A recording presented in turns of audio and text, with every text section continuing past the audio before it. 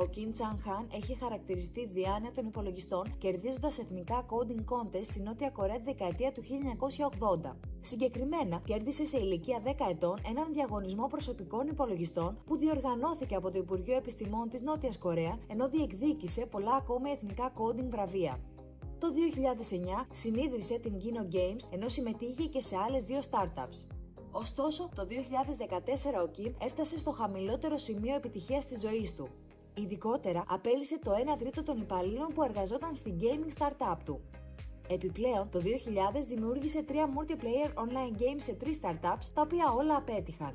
Ο Kim ανέφερε ότι εκείνη ήταν η χειρότερη περίοδος της ζωής του. Έναν χρόνο μετά, πούλησε την εταιρεία του στη σημερινή Krafton, στην οποία προσχώρησε ως εκτελεστικός παραγωγός. Τότε, η τύχη του Kim άρχισε να αλλάζει.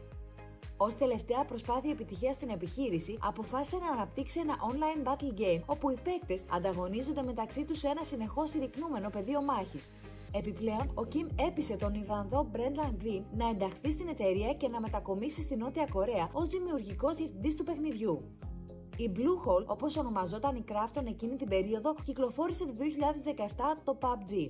Πρόκειται για ένα από τα πιο επιτυχημένα παιχνίδια όλων των εποχών, με τις εκδόσεις για υπολογιστές και κονσόλες να πωλούν πάνω από 70 εκατομμύρια αντίγραφα και την έκδοση για κινητά να έχει γίνει download πάνω από 600 εκατομμύρια φορές. Τώρα, η εταιρεία σχεδιάζει μια αρχική δημόσια προσφορά που θα μπορούσε να είναι η μεγαλύτερη στη Νότια Κορέα εδώ και χρόνια. Η προσφορά υπολογίζεται θα μπορούσε να εκτιμήσει την εταιρεία στα 27,2 δισεκατομμύρια δολάρια σύμφωνα με την έκθεση της Engine Investment and Securities. Να σημειώσουμε ότι η μεγαλύτερη προσφορά της Νότιας Κορέας ήταν εκείνη της Samsung Life Insurance ύψους 4,3 δισεκατομμυρίων δολαρίων το 2010. Η Krafton διαχειρίζεται 4 στούντιο παιχνιδιών, με το PUBG να αντιπροσωπεύει τα μεγαλύτερα κέρδη της εταιρείας. Ο Kim ανέφερε ότι η εταιρεία τώρα εργάζεται πάνω στην ανάπτυξη ενός animated show που θα ανέβει σε streaming υπηρεσίες καθώς και ένα web cartoon. Όλα δείχνουν πως ο Kim θέλει να επεκτείνει το ρεπερτόριο παιχνιδιών της εταιρείας του. Σκοπεύει να κυκλοφορήσει μάλιστα μέσα στο 2021 το Battle Royale Mobile που θα βασίζεται στο PUBG, καθώς και ένα παιχνίδι τρόμου επιβίωσης το 2022 που θα απεικονίζει το σύμπαν του PUBG 3 αιώνες μετά.